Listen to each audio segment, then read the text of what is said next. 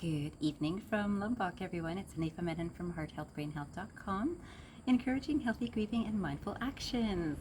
So you can see that it's nighttime here and I'm near the beautiful pool here, but today just enjoying the view and just finished a fantastic conversation with a couple here from Chile, and what a beautiful connection of spiritual energy. And you know that I'm all about this.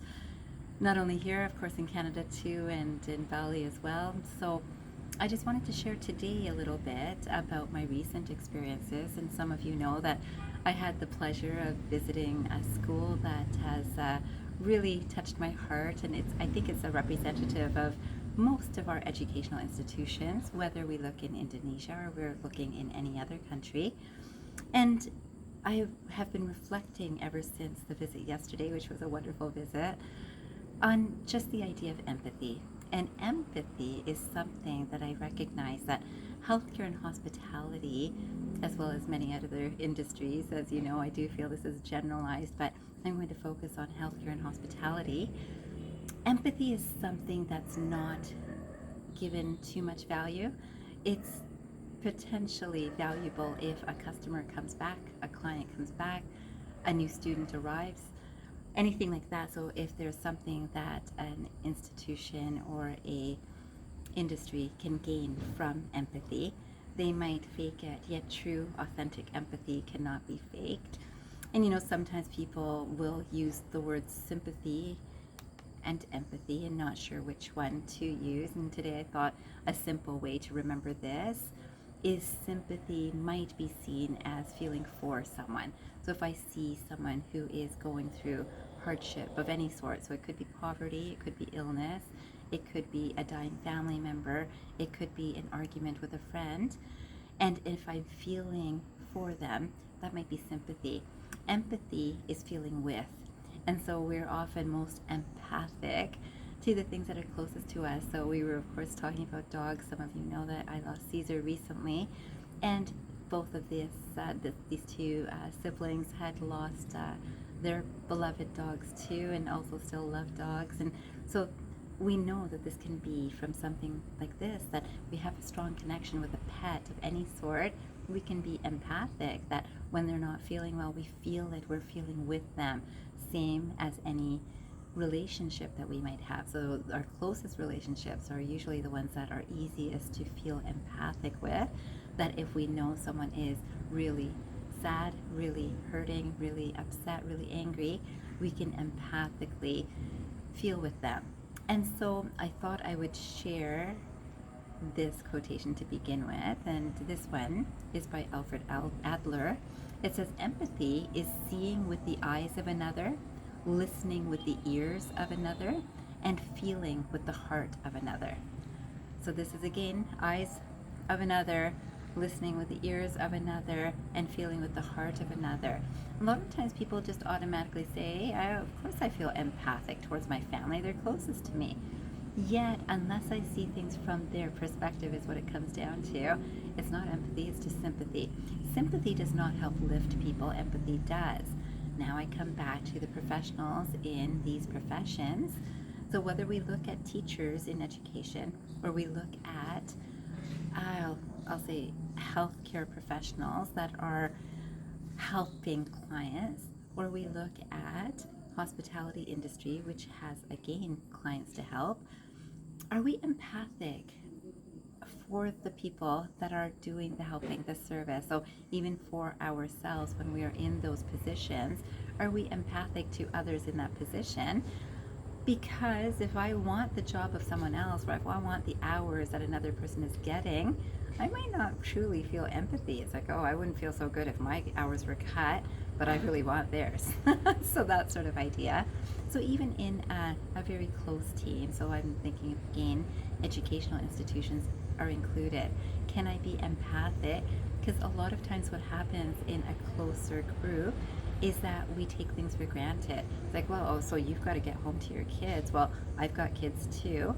And I think it's the same, but it's not, because I'm not seeing it from the other person's perspective.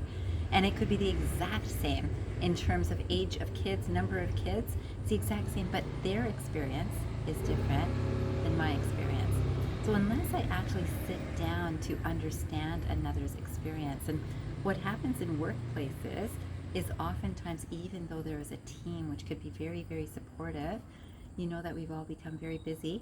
And so what happens is people come on time, and that's the responsible nature, and that's what we've mostly been taught up till now.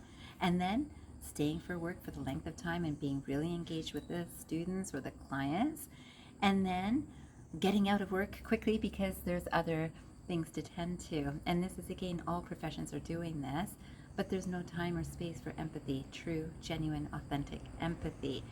And this is something that I really believe, even if it's only 5 or 10 minutes at the beginning of everyone's day, to look beyond ourselves for the people that are right with us and recognize, to get away from selfishness. It's not just about who we serve, because we're also serving our colleagues and the people that we see every single day, and this would be family too. We're serving. Am I seeing things from that person's perspective? Because that's empathic. And if I'm feeling for them, then that's sympathy. And empathy has much more power. Now, when I was reflecting on all of this today, I also realized that, wow, there are actually many professionals that have genuine empathy. And with empathy, when we're feeling and seeing from another's perspective, sometimes our soul starts believing that's us. I feel it so much that even if I see something on the news, it's someone I'm totally unrelated to, I see something, I feel it so much, and now I feel it like it's happening to me. I see something in a movie and I might think the same thing, but the closer the person going through something that I see, I feel I'm going through it. So we can see this for students. We can see this for younger age, that sometimes a parent is going through something, this child is closer to that parent. Suddenly the child feels like, I'm going through something, maybe I've done something wrong, or maybe they're going through something, oh no, I feel really bad for mommy or daddy. And even from a very young age, we take on these roles unconsciously. So then many of these individuals, perhaps I've been included in this, we become these empathic conduits for people, and we hold a space for their healing. And this is a very, very useful skill, and it's a very selfless skill. Except if you'll notice, a lot of healthcare professionals, a lot of professionals are breaking down themselves because it's been so much about service towards others without filling our own cups first. So I thought I'd read this next quotation, which says, empathy has no script. There is no right way or wrong way to do it. It's simply listening, holding space, withholding judgment, emotionally connecting, and communicating that incredibly healing message, you're not alone. That incredibly healing message, you're not alone. And this is the thing, that feeling that we can give to another. So whether a teacher gives that feeling to a student that they see is feeling alone, or if a colleague gives it to another colleague, and this is, again, in the service industry, it's usually the people that we're serving. Forgetting about the team that we're with is also who we are serving. Same thing for going home exhausted after work, and we're not really serving the people that are closest to us. But we might serve our dogs very nicely because, oh, don't they have that wagging tail when we get back home, and we're so happy to see them because we see them so happy. And sometimes the family is not so happy because, why are you so late? Anything can happen. But this conscious awareness of, am I empathic to those that are closest to me? And am I empathic to myself, of recognizing, is my cup empty at the end of the day? And if I've emptied it before the end of my day, did I really give any fullness to anyone during my day? And do I have anything left for the people that I might care the most for, or at least I say I do? Because that's what we would like to do, is to be able to be fully empathic. Now, because we're seeing people break down, as we see things like anxiety, depression, and chronic illness rising, we can start asking ourselves, have we been looking at the effect of this empathic generosity that has not filled our own cups, to see why people in these professions are often breaking down? And then when we are serving others, again, I'll bring this concept of broken people cannot make full the people they are trying to fill. So even though our minds will convince us we are at our best when we are with the clients we work with or the students that we're teaching, it's not true. Because when we're working from just a little bit less energy, a little bit more fatigue, a little bit more background worry, it's not the best energy. So until we can center ourselves, and this can be actually helped with each other when we are feeling this empathy from a colleague of saying you're not alone, or feeling that you're not alone. I see you. I saw that this wasn't so easy, how this person spoke with you, or I know how your spouse spoke to you yesterday. Thank you for sharing with me. But unless a person has a space to share something, nothing is shared and everyone carries their own, and no one is empathic with each other. And then these non-empathy rich people are now, from that space of poverty, that emotional poverty, are then helping others. This is what I'd like to bring our attention to. And then, of course, as you know, when I have significant contemplative, reflective time on anything, things come up on my computer to remind me about things. And I, of course, came across a Jung video, and Carl Jung video, which actually match this beautifully, because I'm sure that you know that I've spoken a little bit about Carl Jung in previous videos. But he talks about this process of individuation, and I came across something that was very much about empathy. I will post that link under this video on YouTube today too. And again, I have no affiliation with whoever has made that video, but it's just the thoughts and work of Carl Jung that I know a lot of videos are talking about and have been for many years. This one really hit home for me, and will hit home if this video that I'm making for you resonates with you. So I wanted to finish with this idea, because in this video that I'll be sharing with you under as a link, Carl Jung really talked about this empathy and the spiritual fullness of a person. So let's say an empathic person can help another person when they're full. And there are stages when people are learning how to understand and integrate everything that they've learned in life or experienced through life. And oftentimes empaths are met by narcissists. And you know, I might make another video about narcissists specifically, but for now, you might know this term. And narcissists often are much more self-centered, we might say selfish, and then empaths are very much more the other extreme of selfless. So you can imagine two are needing each other for their own survival for some reason. Yet empaths often get trained, and narcissists many get stronger. And in this, what happens is empathy is lost for both. And so I thought I'd read this quotation. This one says, empathy is really the opposite of spiritual meanness. It's the capacity to understand that every war is both won and lost, and that someone else's pain is as meaningful as your own. So one could even say that an empath might feel a narcissist's pain and feel a lot of value of, boy, I know their life experience and I know that they're not behaving well, but I'm going to give them compassion and healing and loving energy. Now the intention often is they'll change, they'll understand, and with enough love they'll get back into a really good loving place too. I'm modeling love and compassion.